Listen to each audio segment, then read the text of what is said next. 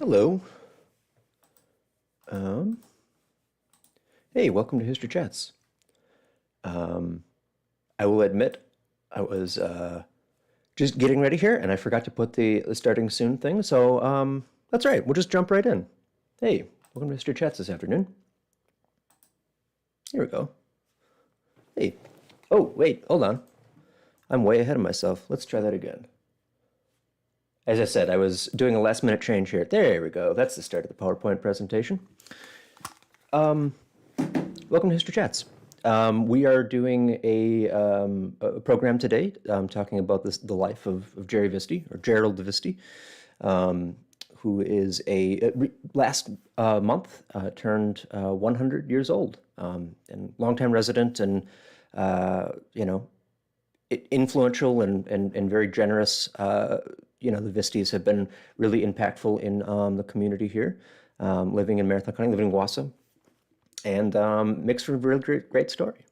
So the concept for this month we've been talking about during these programs.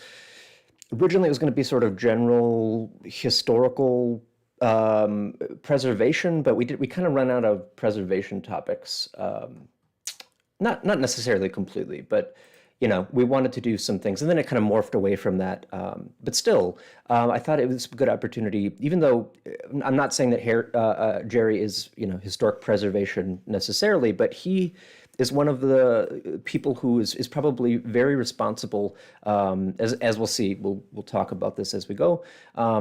Here he is at the booth. I think this is at Logjam, maybe, for the genealogical society. He has been on the board here at the Historical Society for many, many years, at the state level. So, he is somebody who, while this isn't his main profession, really, really embodies the example of, supporting local history in the process. And, very thankful for that. But I think an interesting story, nonetheless. He has lived a very interesting life. I guess we should start at the beginning. He was born, well, not in Foley, on a farm in sort of the central prairie of Minnesota. I have a map here. Let's look at this. So if you're not familiar with Foley, here's Minneapolis. If we go over, see St. Cloud over here. Foley's just kind of right up here. And he was actually born in Benton County, which is here, and then the township, and I'm not sure about the township, but just southeast of Foley. So that's kind of area there. Grew up on a farm, the oldest of 8 children from his parents, and, grew up, spent a lot formative years during the Great Depression when things were tough, but they managed to get by, and a lot of interesting stuff coming out of that. He, I think would have probably went to school at the high school in Foley. This is probably, I'm guessing this is not the building. I was trying to think if I could find an image of the high school he would have went to, and then kind of lost track of time here. But this, gets the idea across. Yeah, very gifted student, very quick, a lot of interest. Jerry is a guy who has a lot of interesting stories that he'll tell. And actually, we've done a few oral interviews with him over the years, which has been very useful for this, putting this program together. One of them, I thought that was really kind of an interesting story, and kind of gives you an idea of, what kind of academic student he was that, when he was growing up, in school, his teachers would, one teacher in particular apparently said, "Hey, Jerry, we're doing our assignments. You should work." And he said, "No, I finished the assignment already." "Oh, okay. Well, you should go to the library and get one of the books. Read a book. Do something else." And he said, "Well, I've read all those books." And so she said, "Okay, well, here's volume 1 of the encyclopedia here." And he started reading it, and apparently, lifelong appreciation for the format of the encyclopedias because of that. So here's some encyclopedias for back setting here. But yeah, definitely by his own stories, gifted student, didn't necessarily contemplate going to college.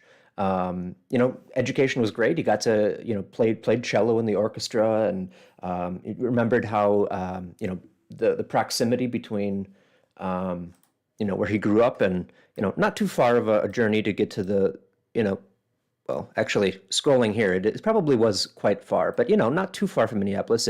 Remember, there were some stories that he remembered telling about how they had teachers who would take them, to Minneapolis to see the symphony play, and that was made an impression on him too. But he didn't necessarily consider himself, being from a farming community in the 1920s, 30s. You don't expect that everybody's going to go to college, but he had a teacher who, said, "Hey, you should apply." Miss Daly, I think he would say. I think she was the principal. But anyway, with that encouragement, he applied and was got a not only accepted but a scholarship to Harvard University. Where he then went. I think 1940 to 41 would have been kind of that school year he started. It was a difficult. I think this is often the case with gifted students who don't have to necessarily. I don't want to say don't have to work for grades or whatever, but sometimes when you just kind of comes naturally to you, then you get in an environment where you have to focus. And by his own admission, Jerry talks about how he got to this place is. Boston is a very cosmopolitan. There's a lot of stuff happening. There's a lot of people to meet, things to do, music to go hear, lectures to go do, and not having had the structure of academic. It took him about a year to really kind of get into the groove, to understand kind of how to live life in this setting. He did end up doing that. But by the time he kind of gets focused and gets going, he was, I think, studying bioengineering or no biochemistry. He wasn't sure that that's exactly what he wanted to do, but as you often do when you go off to college, you jump into something that you enjoy and see if that is the direction you want to go. He does get interrupted, of course, like other people his age. It's hard to go to think about the future when World War I. So he kind of gets started on his through his second or his first semester of the sophomore year when Pearl Harbor happens. He enlists into the Air Force in May of 1943. I think I have this wrong. Well, he enlists. 41. I think it's 41, 42. No, 42. Yeah, okay. I made a cheat sheet so that I could do this, and then I didn't. I guess. Well, anyway, in May, he enlists. He decides he wants to be a pilot, or it was pitched to him. He never flew. He had never been in a plane, apparently. But he knew that was a thing that you could do, and certainly we needed pilots. He has a few months before he gets called up. By September of 1942, he gets called up for training. I guess I should do this. Here we go. He gets called up for training, goes to California to get flight school and basic training and all of that. By 1944, he is deployed. Eventually, he gets bombing pilot. That's kind of what he did. There are a lot of need for pilots, but they really needed bombers at the time, and so he said, "Well, that's the direction I'm going to go." Volunteer or went in that direction. Ends up flying B-29s over Europe. So from April through October of 1944, he flew 28 combat missions over Europe. The first one, which I will say, we have some interviews where he goes into a lot of detail, and some interviews where he says, well, it was flying planes, in combat. You see some bad stuff. War is never fun, but there are some interesting things. Kind of in a good example of this, they threw him right into the fire because his first in the fire. I don't know if that's a good analogy. Right into the thick of it, because his first deployment was a combat mission that saw him on Easter Sunday of 1944, flying an 11-hour flight from airfield in Britain to Danzig, Poland, kind of outside there, where there's an airstrip. there was some German squadrons kind of forming up there. Later, they found out that that was sort of like the elites, like because they were like, there are closer targets we could have bombed. Why are we going all this way? Especially when they didn't really have like proper air cover. The Allies didn't have planes that could escort bombers that far. So they joked that they had full escort. They had Spitfires from Britain as far as Denmark, and then they had Focke-Wulfs the rest of the way, which is the German plane that they were being shot at. But so it's a harrowing experience, long distance. Again, later found out that Rommel, I think it was Rommel, the German sort of military had kind of pulled their elite units down over here to kind of reform and retrain so that they could, with the counteroffensive. But ultimately, that was it, right? So they continued to fly air missions for the next few months. Eventually, he was during that time he was promoted to captain, and he was flying the plane. Eventually, apparently, he was also the lead crew. The crew is like the lead in the wing, I guess. I'm not sure exactly the terminology there. But by October, he had done his flight time, and they made him the group air inspector, which kind of was sort of a logistics position where he kind of helped to oversee and kind of get people in the right location and replacements and crews and things like that. Anyway, eventually, the war in Germany was over in Europe. Returned in June 1945 to the United States. Had a little time off. But then after a few months of back in the States, he reported for duty at Sioux Falls to rejoin what they were trying to put together the 8th Air Force for service in the Pacific, because of course the war was not finished. You still had Japan, and ultimately they never needed it because the war was over. Got on a train, took it down to Texas in November, to Bronzeville. Yeah, Bronzeville, where he was decommissioned.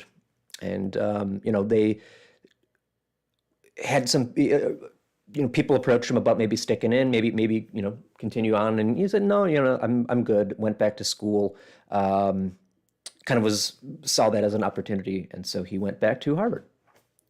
So, at this point, he finishes his degree. He changes his degree. He's not a chemistry sort of engineer thing. Instead, he said it was kind of just applied science. He kind of just like take a bunch of classes and learn some skills, and that's kind of how that worked out. During this time, he ends up meeting his future wife, Barney, and the two of them get married in 1947. We'll talk a little bit more about that later. But he graduates 1947. Apparently, I can't remember the specific. I think when he was in California training, he happened to meet a guy from Wausau called Hans Hegge, who is the head of a little company you might have heard of, Wausau Insurance, or it was known at the time, Employers Mutual Limited Liability Insurance Company of Wisconsin. And so after graduating, they moved to California. Actually, maybe that's what it was. Anyway, they go to California where he gets a job as working in the sales, I think. There's a couple different over the years. Even Employers Mutual, their own coverage newsletters sometimes give different things. He basically got a job and then kind of worked his way up a little bit. But as it looks like he was going to stay in business, and so he and Barney thought, well, if you're going to be in business, you might as well get a graduate degree. That was sort of an understanding at the time. Actually, when he took the classes at Harvard, some of the advice that he had gotten from some of the professors was like, don't worry about getting a degree now. Get the prerequisites so that you can just continue and get a graduate degree, and that would put you in the best sort of circumstances. So he resigned sort of took some time off from employers, went back to Harvard, got a graduate degree in business.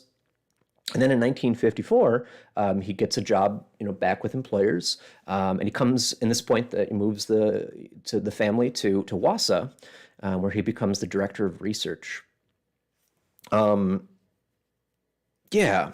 So what does that mean? Director of research, a research director.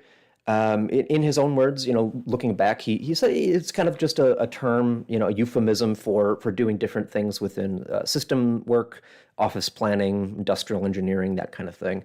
Um, Essentially, there's a lot of areas that people at employers and insurance companies like this, there are the salesmen, there are the ad guys, the actuaries. He kind of seemed to be the guy who just kept everything kind of moving, figuring out how information went from one group to another, how they make decisions, and kind of figuring out the best way to do this, sort of logistics in some ways. And it's interesting because during this period, not long after he started, he ended up going to a thing where IBM was there, and they were giving this pitch showing off these new computers. Apparently was, let me see here, 705s. They were showing off the 705s at like a convention, and they thought like this would be perfect for insurance companies. And so, he gets this idea, and he and a couple other the employers guys who were there, go, "Ooh, maybe we should try this." And apparently he sketched out himself on one sheet of paper like, all right, here's how this would work and how we could use it and all of that. Sent out a memo, and the higher up said, "Yeah, okay, let's give it a shot." So by the end of the 50s, they had an IBM computer at the headquarters here in Wausau. I think it's in Wausau. That I'm saying that I don't know for sure, but it probably would have been. So I don't know if this is specifically a 705, but from the 700 series, back when these computers were these, this was even a small sort of setup, but obviously very large. And honestly, our modern cell phones are way better at a lot of things than what they could accomplish. But for the times, this is 1950s, this is pretty early. Kind of interesting. They didn't actually buy the equipment; they actually just rented it. As far as I understand it, there was maybe IBM engineers who actually kind of did the work. So they didn't necessarily have to like train people in the computers. I'm sure that changed at some point. But again, sort of Jerry's position with the company, you might have some people to kind of do the IT essentially, but you have to try to integrate that into the workflow to make sure that like, how are we actually going to use the computers? And that is something that is, very much ahead of its time. It did mean, certainly there were people who had to deal with like punch cards and, the programming to keep track of all these things. And, he seemed to be very, just stepped right in, and it all kind of worked out.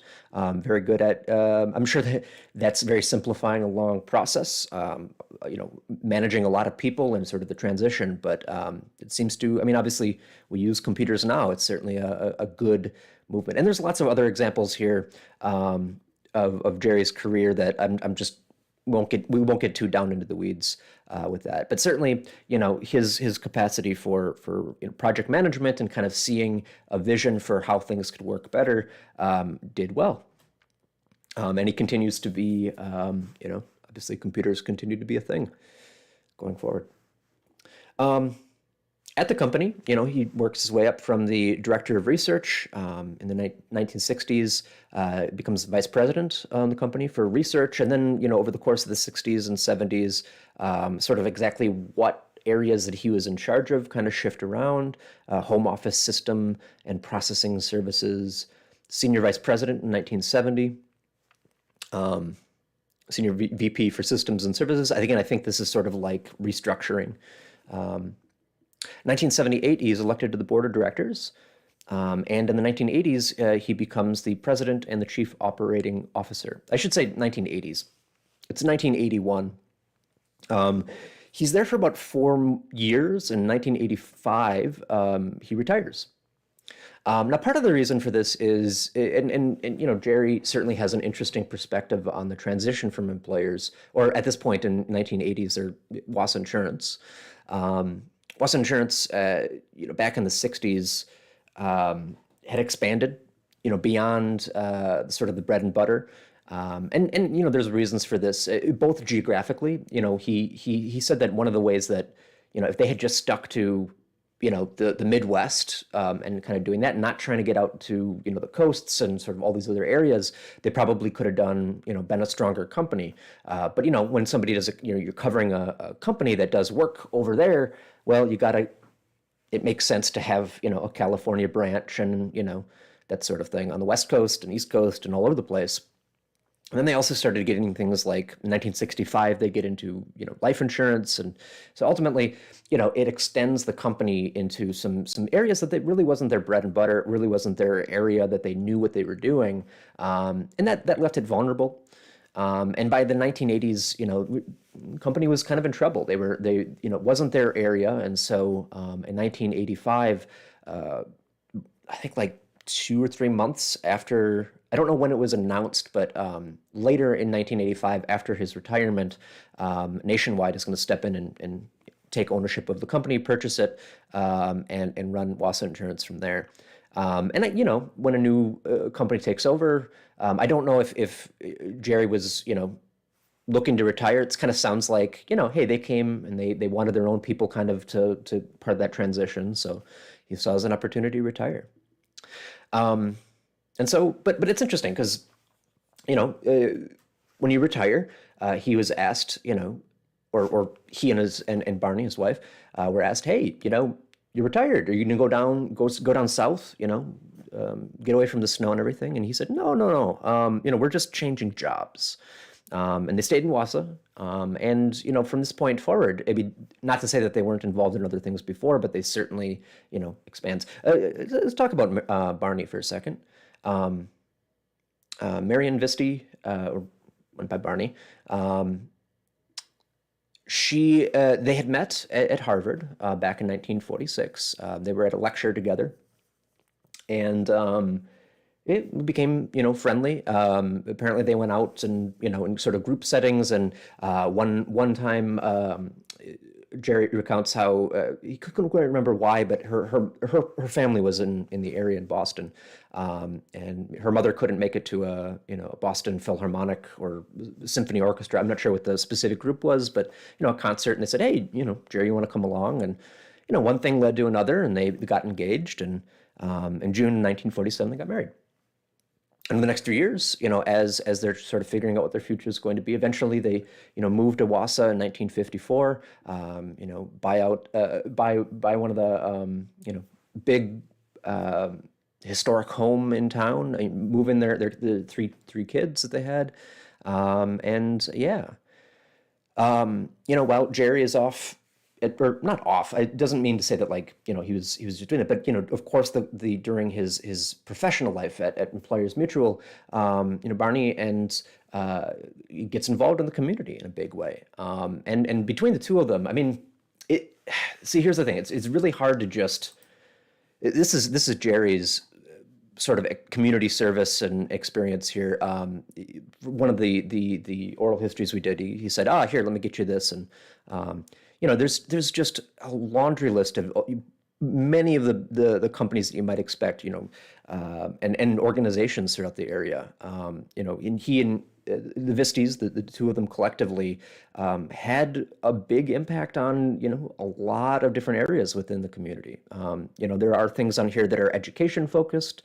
There are, areas that are in financing. He was involved in, director of the First American National Bank for a bit, and other things like that. There's medicine, some healthcare. There's things in here, childcare, so social services and things like that. Making sure. I think Barney, she died in 2002, and sort of talking again. Jerry had a hard time, when he was asked, what did she get up to? What would she be remembered for? And he said, it's a long list of different things. But help getting Wassa Childcare getting started. That was an important thing there. There's art in here. Again, one of the strong parts of their relationship, and individually very interested in music, in visual arts, very much involved in the Performing Arts Foundation, just religious groups, part of the Universalist Unitarian Church, a lot of different things. which is a way of maybe a cop out on my part to say I'm not going to go through all of the list of all of the things that they did together, but both individually and collectively, but certainly well received. And of course, from our perspective here at the Historical Society, this is a picture of I don't know. I think this is 2018 into 2019, late 2018. This is our board of directors, or at least I think the ones that could make it in this situation. And again, 2018. Here's Jerry. He did have to step away for eventually, but he's been a member of the board. He was president of the Historical Society for a number of years in the 1980s. Served as treasurer here well into the 2010s. Definitely an important figure in the ability for me to even have this presentation to talk to you about his life is I'm sure in a small part thanks to his passion for history and for this community and the Historical Society. Showed this picture earlier. This is actually from this is George Voigt. Now I'm thinking about it, I don't know if this is actually George. I think it's George. He's the director of the State Historical Society of Wisconsin. And Jerry, from 1997 to 2001, was the president of the State Historical Society in Wisconsin. This is from the newsletter when he sort of his outgoing letter that he sent out, which is really interesting. Just to see, again, sort of the era that he was involved in. A lot of the missions here is very kind of formative. This isn't necessarily the point of talking about this, but when we talk about like local history, for a long time, I mean, the State Historical Society has been around, of Wisconsin has been around since the founding of Wisconsin. It's like in the Constitution, or state Constitution, yeah. In 1846, the Wisconsin Historical Society. Well, anyway, there's a point here where he was talking about the naming and being that like originally it was called the Wisconsin Historical Society, and then technically, by the 1980s, 90s, it was known as the State Historical Society of Wisconsin, and sort of making it, everybody's calling it the Wisconsin Historical Society. We should kind of just start using that to be more receptive to the public, so that we can, it feels like we're, get closer and feel like we're a little less distant, using this legal name that doesn't really reflect what we do. And there's other things here too, like he's talking about how there's ongoing efforts to reach out and partner with, broadcast or the broadest public, to work with other groups to really, get down to that local level. Marathon County is a ways away from Madison, and I'm sure again thanks to Jerry and sort of that push to try and speak to the local level and to the people here, and certainly he embodies that. I love this picture too. You got his interests kind of summed up here with the the history, the genealogical society. Of course, Jerry's on the computer, kind of using the new technology. Yeah, I think that's roughly where I ended up here. I don't know. Last thing I'll just say, this is kind of a strange experience putting this together because I've met Jerry. I know Jerry, and not well necessarily. He kind of stepped away by the time I started to really get to know some of the board members here. But I did one of the interviews with him. Back in 2015, must have been 2016. It is strange to do one of these about a person who's still around, so hopefully I did that justice. Certainly, it's hard to sum up somebody's life and legacy.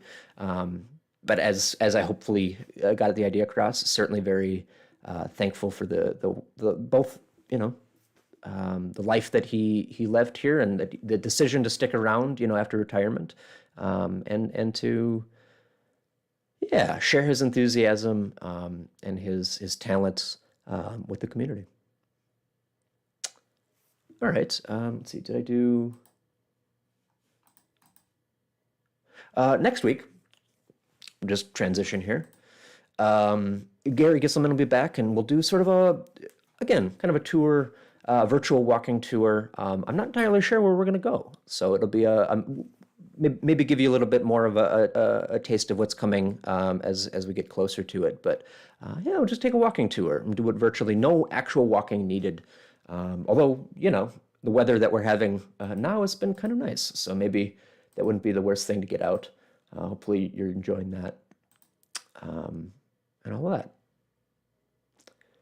All right. I'm just going to check here to make sure.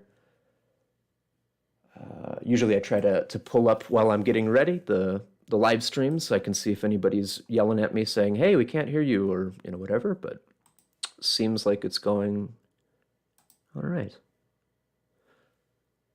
All right. Well, again, thanks for watching. Hopefully you enjoyed, learned a little bit about Jerry. Is a pleasure getting to delve in. I didn't really scratch the surface of a lot of the stuff that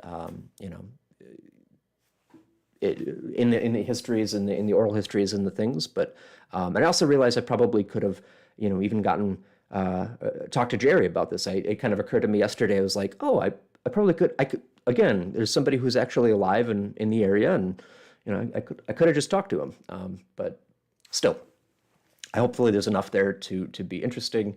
I think I'm gonna call it there. I hope you have a wonderful day. Thanks for watching. If you're still watching, appreciate it so much that you enjoy the history and are sticking with us. We hope we have more history for you next week and coming up as we go. So thanks. Thanks for watching. See you next